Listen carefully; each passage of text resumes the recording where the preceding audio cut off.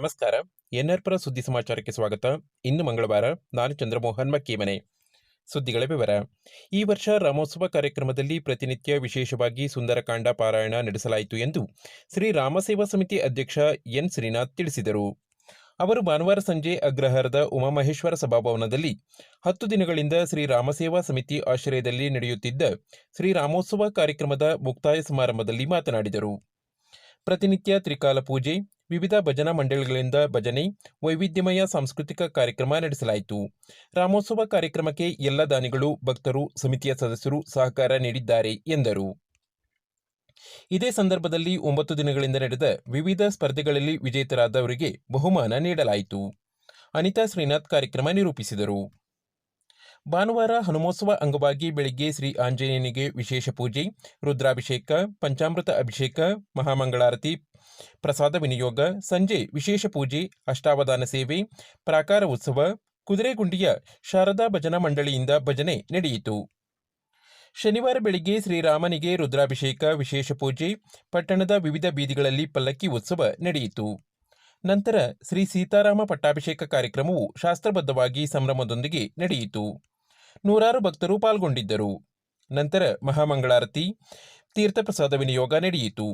ಸಂಜೆ ಎನ್ಆರ್ಪುರ ಶ್ರೀ ನಾಗಮ್ಮ ಭಜನಾ ಮಂಡಳಿಯಿಂದ ಭಜನೆ, ಶೃಂಗೇರಿಯ ಡಿಂಡೋಡಿ ನಟೇಶ್ ಮತ್ತು ತಂಡದವರಿಂದ ಕರ್ನಾಟಕ ಶಾಸ್ತ್ರೀಯ ಸಂಗೀತ ಕಾರ್ಯಕ್ರಮ ನಡೆಯಿತು.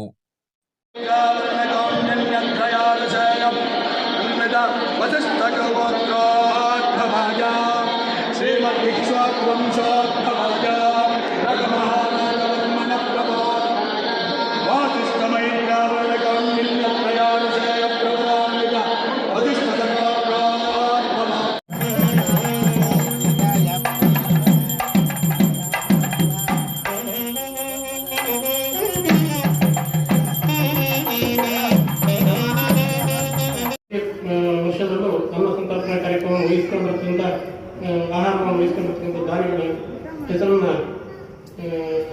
ತಿಳಿಸ್ತಾ ಇತ್ತು. ಅದರಂತೆ ಪ್ರತಿ ವರ್ಷದಂತೆ ಈ ವರ್ಷ ಮಾಡಿದ್ದೇವೆ. ಅದರಲ್ಲಿ ನರಸಿಂಹರಾಜಪುರದ ಪಟ್ಟಣದ ಹಳೇಪೇಟೆ ಶ್ರೀ ಗುತ್ಯಮ್ಮದೇವಿ ಜಾತ್ರಾ ಮಹೋತ್ಸವ ಅಂಗವಾಗಿ ಭಾನುವಾರ ರಾತ್ರಿ ಪಂಜುರ್ಲಿ ಕೋಲ ನಡೆದು ಸೋಮವಾರ ಶ್ರೀ ಗುತ್ಯಮ್ಮದೇವಿಗೆ ವಿಶೇಷ ಪೂಜೆ, ಮಹಾಮಂಗಳಾರತಿಯೊಂದಿಗೆ ಜಾತ್ರಾ ಮಹೋತ್ಸವ ತೆರೆ ಕಂಡಿತು. ಭಾನುವಾರ ರಾತ್ರಿ ಪಂಜುರ್ಲಿ ಕೋಲ, ಬೆಳಗಿನ ಜಾವ ಕೆಂಡ ಸೇವೆ ನಡೆಯಿತು. ನೂರಾರು ಭಕ್ತಾದಿಗಳು ಕೋಲ ಕಾರ್ಯಕ್ರಮದಲ್ಲಿ ಪಾಲ್ಗೊಂಡು ಕೋಲ ನೃತ್ಯವನ್ನು ವೀಕ್ಷಣೆ ಮಾಡಿದರು. ಈ ಸಂದರ್ಭದಲ್ಲಿ ದೇವಸ್ಥಾನ ಸಮಿತಿ ಅಧ್ಯಕ್ಷ ಪಿಆರ್ ಸದಾಶಿವ, ಕಾರ್ಯದರ್ಶಿ ಎಚ್ಎನ್ ರವಿಶಂಕರ್, ಪದಾಧಿಕಾರಿಗಳಾದ ಪಿಆರ್ ಸುಕುಮಾರ್, ಎಸ್ಎಸ್ ಸಂತೋಷ್ ಕುಮಾರ್, ಮಂಜುನಾಥ ಶೆಟ್ಟಿ, ಮಧು, ಮಂಜು, ಅನಿಲ್, ಪ್ರಕಾಶ್, ನಾಗಿ, ನಾಗಭೂಷಣ್ ಹಾಗೂ ನೂರಾರು ಭಕ್ತರು ಪಾಲ್ಗೊಂಡಿದ್ದರು.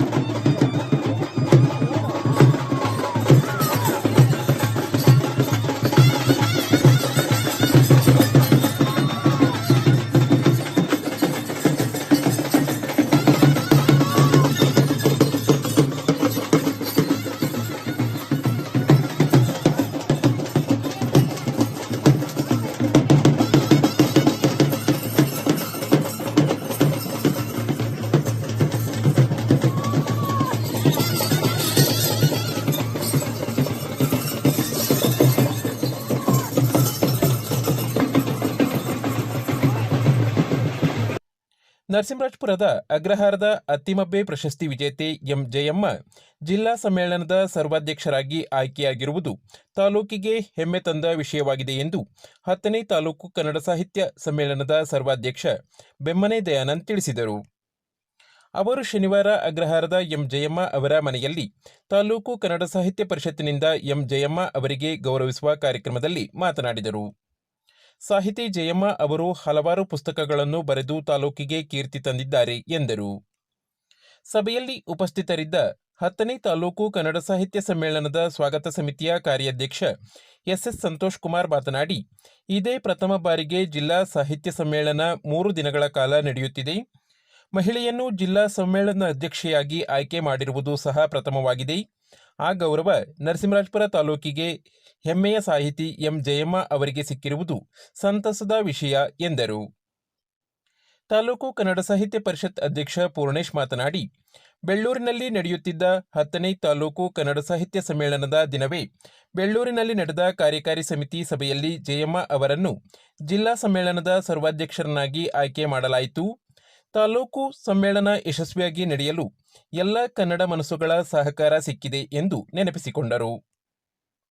ಈ ಸಂದರ್ಭದಲ್ಲಿ ಕನ್ನಡ ಸಾಹಿತ್ಯ ಪರಿಷತ್ತಿನ ಸದಸ್ಯರಾದ NP Ramesh, NP Ravi, Honagaru Mahesh, HE Divakara, inner wheel club ಅಧ್ಯಕ್ಷೆ ಭವ್ಯ ಸಂತೋಷ್, ಕನ್ನಡ ಸಾಹಿತ್ಯ ಪರಿಷತ್ ಹಿರಿಯ ಸದಸ್ಯ ಕೆಎಸ್ ರಾಜ್ಕುಮಾರ್, ಶ್ಯಾಮಲಾ ರಾಜ್ಕುಮಾರ್ ಮುಂತಾದವರು ಉಪಸ್ಥಿತರಿದ್ದರು.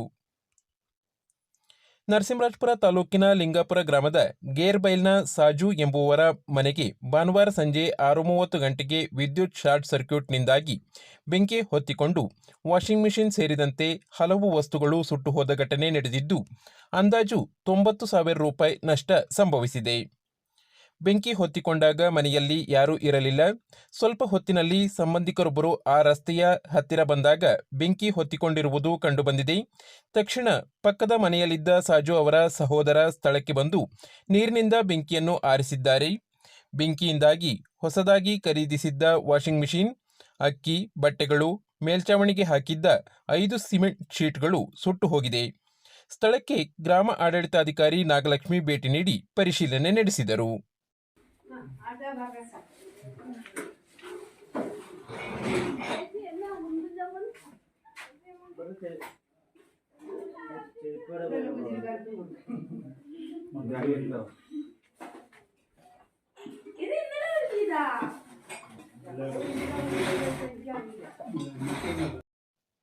ಪ್ರತಿನಿತ್ಯ ತಾಲೂಕಿನ ಸುದ್ದಿ ಸಮಾಚಾರಗಳಿಗೆ ನೋಡ್ತಾ ಇರಿ ಎನ್ಆರ್ ಪುರ ಸುದ್ದಿ ಸಮಾಚಾರ.